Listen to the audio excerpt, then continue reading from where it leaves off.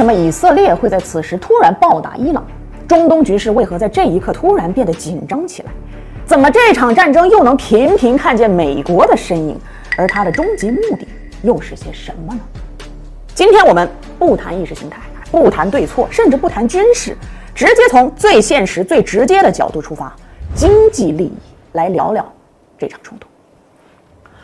我先大胆预言一下啊，这场冲突的核心根本就不在于伊朗有没有什么核武器，那是因为什么？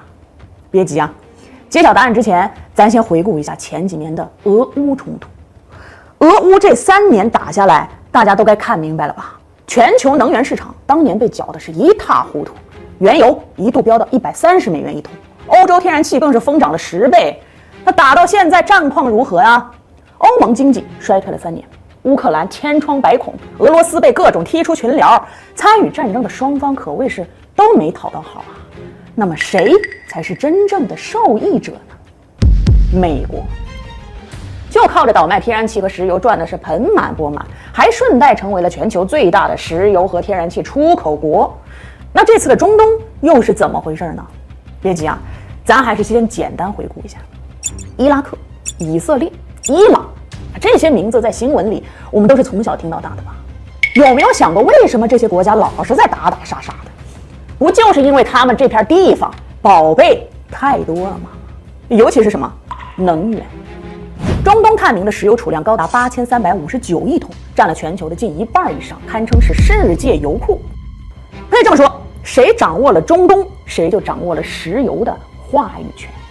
所以这块地方那本该是块黄金呐，但盘踞在这里的势力一直是错综复杂。你看，有犹太人建立的以色列啊，有阿拉伯人为主的沙特，有波斯人建立的伊朗，还有叙利亚、伊拉克、巴基斯坦这些，大家文化不同，信仰不同，谁都不服谁。那世界上的其他国家呢，也对这块地方垂涎已久。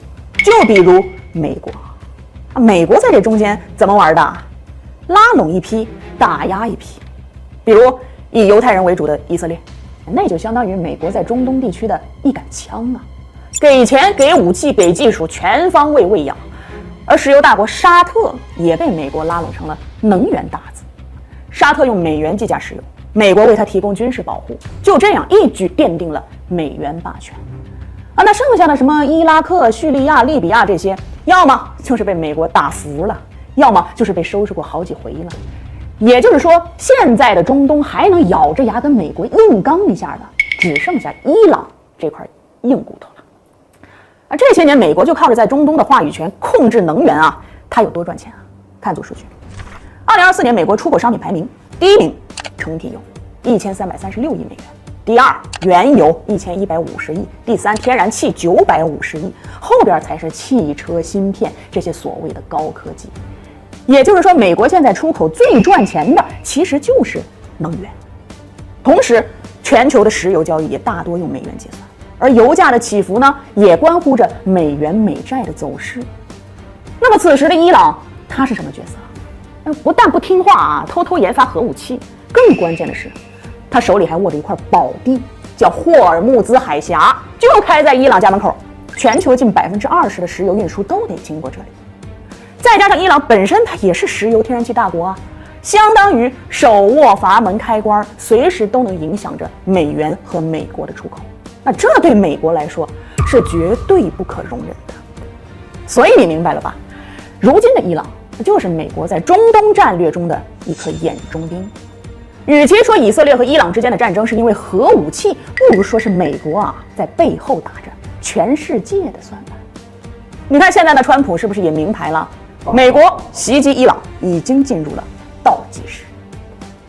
我总结一下吧，这个世界上从来没有哪一场战争是纯粹因为我看你不爽而来的，归根到底都是为了利益。散会。